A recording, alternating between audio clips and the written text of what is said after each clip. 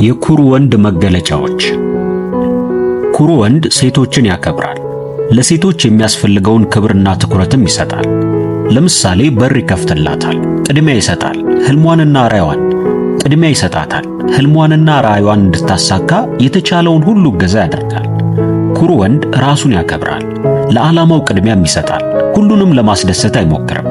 ማንም ከልክ በላይ እላዩ ላይ እንዲፈነጭበትም አይፈቅድም። የሚወዳት ሴት ብትሆንም እንኳን በማንኛውም ነገር ቁጥጥር ስር መሆንን አይወድም። ቀጥተኛና የመቆጣጠር ሱስ ያላትን ሴት በፍጹም አጠገቡ አያስጠጋም። ኩሩ ወንድ አቋራጭ አይወድም። ወንጀል ሰርቶ ሰዎች ላይ ተረማምዶ መከበርና ስኬታማ መሆንንም አይፈልግም። ከስኬት በፊት የሞራልና የማህበራዊ እሴቶችን ያስቀድማል። እንዲሁም ለጋስ ነው። ብቻውን ስኬታማ ለመሆን አይስገበገብም። የስኬታማነት መንገዱን ለሰዎች ያሳያል። እውነተኛ እርካታ የሚገኘው በስኬት ሳይሆን የራስን አሻራ ትቶ ማለፍ እንደሆነም ይረዳል። እውነተኛ ስኬት የሚገኘው ሌሎች የተሻለ ዕድል እንዲያገኙ በማገዝ ነው የሚል ጽኑ እምነትም አለው። ኩሩ ወንድ በራሱ ዋጋና መርህ መሰረት ይኖራል። በፍቅርና በግንኙነት ባለሙያዎች ምክር መሰረት እንደ ራስህ እሴት መኖር አንዲት ሴት የበለጠ እንድትፈልግህ ለማድረግ በጣም የተሻለው መንገድ ነው ይባላል። ለራስህ ታማኝ ስትሆን በራስ የመተማመንና በራስህ እርግጠኛ የመሆንን ስሜት ትላበሳለህ። እነዚህም ለሴቶች በጣም የሚማርኩ ባህሪያቶች ናቸው። በተጨማሪም በራስህ መርህ መኖር ላንተ አስፈላጊ በሆነ ነገር ላይ ለመደራደር ፈቃደኛ እንዳልሆንክም ግልጽ መልእክትን ያስተላልፋል። በውጤቱም አንተን የምትፈልግህ ሴት ፍቅርህን ለማሸነፍ ጠንክራ መስራት እንዳለባት ያሳውቃታል። በመሆኑም እንደ ሴቶችህ መኖር ስትጀምር ካንተ ጋር የምትጣጣምና የምትስማማ ሴት የማግኘት እድልህም በጣም ከፍተኛ ይሆናል ማለት ነው።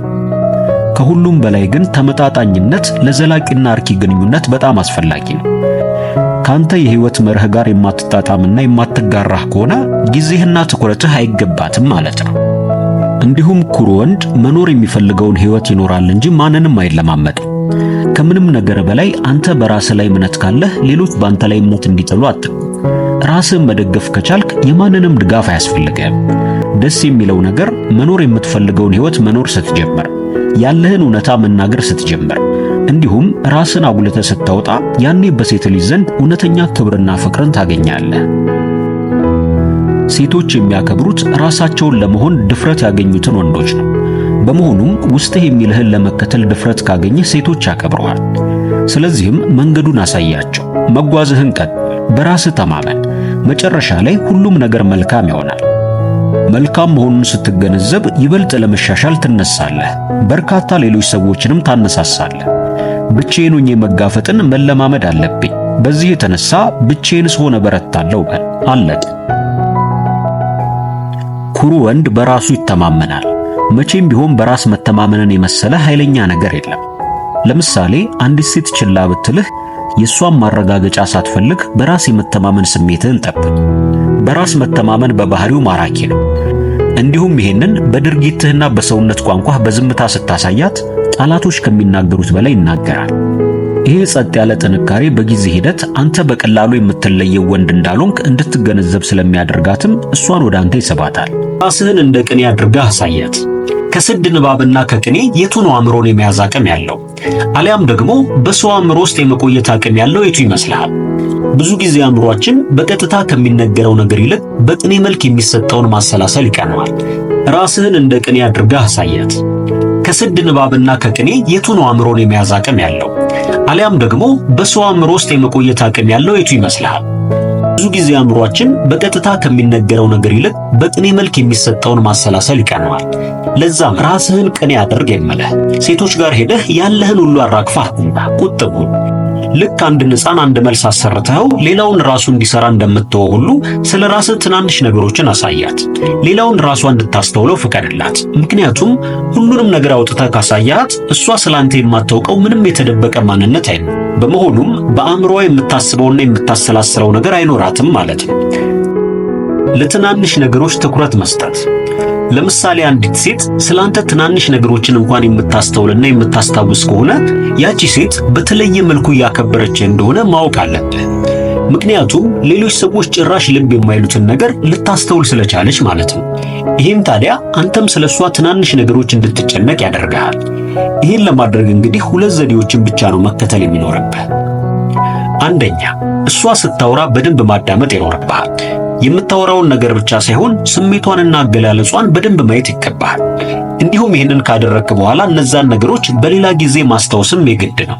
ምክንያቱም እሷ በደንብ እያዳመጥካትና እየተረዳሃት እንደነበር የምታስታውሰው በሌላ ጊዜ እነዚያ ያነሳቻቸው ትናንሽ ነገሮችን አስታውሰ መድገም ስትችል ብቻ ነው። ነገር ግን እንደዚህ ስታደርግ ዝም ብለህ ደስ እንዲላት ብቻ ብለህ ከላይ ያገኘኸውን ነገር ሁሉ ማሞጋገስ አይደለም። ምክንያቱም እንደዛ ካደረግክ እያስመሰልክ እንደሆነ በደንብ ያስታውቅ። ከዛ ይልቅ በደንብ እያስተዋልክ ምን እንደምትፈልግ እንዲሁም ምን ያልተመሰገነ ሥራ እንዳላት እያየህ መተግበር ብቻ ይኖርብሃል። የቃላትን ኃይል ተጠቀም። እዚህ ጋር ጄኔራል ቻርልስ ስለተባለ የሁለተኛው የዓለም ጦርነት ጀግና እናንሳ። ይሄ ጄኔራል እንዴት የቃላትን ኃይል በመጠቀም ብቻ በሕዝቡ ዘንድ ተወዳጅነትን እንዳተረፈ ጥበቦቹን አጠር አድርገን እንመልከታቸው። አንደኛው፣ ሰው መስማት የሚፈልገውን ነገር ብቻ ንገረው። ብዙ ጊዜ እኛ ወንዶች አእምሮአችን ላይ የመጣልንን ነገር ደጋግመን ሳናስብ የመናገር ልማድ አለብን። ይህም ሴቶችን ሊያርቅ አንዳንዴም ሊያናድድ የሚችል ባህሪ። ስለዚህ ማድረግ ያለብህ ነገር እሷ ምን መስማት እንደምትፈልግ ተረድተህ መስማት የምትፈልገውን ነገር ብቻ መንገር ነው። እንዲሁም ጨለምተኛ የሆነ አስተሳሰብ በፍጹም ሊኖርህ አይገባም። ሁልጊዜም ቢሆን ጥሩ ነገርንና ተስፋን ልትናገር ይገባል። እሷ መስማት የምትፈልገውን አንተ ባትፈልገው እንኳን ነገሩ ስላንተ ስላልሆነ የምትፈልገውን ብቻ ልትነግራት ይገባል። ይህም ታዲያ ሴቶች የበለጠ እንዲወዱህ የሚያደርግ መሳሪያ ነው ይላል። ሁለተኛው ደግሞ የሰዎችን ጠንካራ ጎን ከማሞገስ ይልቅ ሰዎች ያላዩላቸውን ነገሮች እያነሳህ ልታሞግስላቸው ይገባል ይላል። ለምሳሌ በጣም የምታምር ቆንጆ ሴት ከሆነች ቁንጅናዋን ብታሞግስላት ያን ያህል ውጤት ላያመጣ ይችላል። ቀድሞውንም እቺ ሴት ስለ ውበቷ ሺህ ጊዜ ተሞግሳበት ሊሆን ይችላል። ከዛ ይልቅ ግን ብዙ ሰው ያላሞገሰላትን ነገር ለምሳሌ ስላስተሳሰቧ አሊያም ደግሞ ስለ ስራዎቿ ብታሞግሳት ትልቅ የሆነ ውጤትን ማምጣት ይቻላል። ቆንጆ ሴትን በፍቅር የመጣል ሚስጥር። ቁጥር 1 ልቧን አንጠልጥለው። ሁሌም ቢሆን ቀጣይ ምን ይፈጠር ይሆን የሚል ስሜትን መፍጠር መቻል ይኖርብሃል። ሴቶች በተፈጥሯቸው ልባቸውን የሚያንጠለጥል ነገርን ይወዳሉ። አንተም ታዲያ አንዲትን ሴት በፍቅር መጥለፍ ከፈለክ የምትገመት አይነት ወንድ በፍጹም መሆን የለብህም። በሰርፕራይዝ የተሞላ ሰው መሆን አለብህ። ለምሳሌ ሁለት አይነት ፊልም በሰጥህና አንዱን ስታየው ተጀምሮ እስኪያልቅ ድረስ ግምትህ በሙሉ እየተፈጸመ የምታየው አይነት ፊልም ከሆነ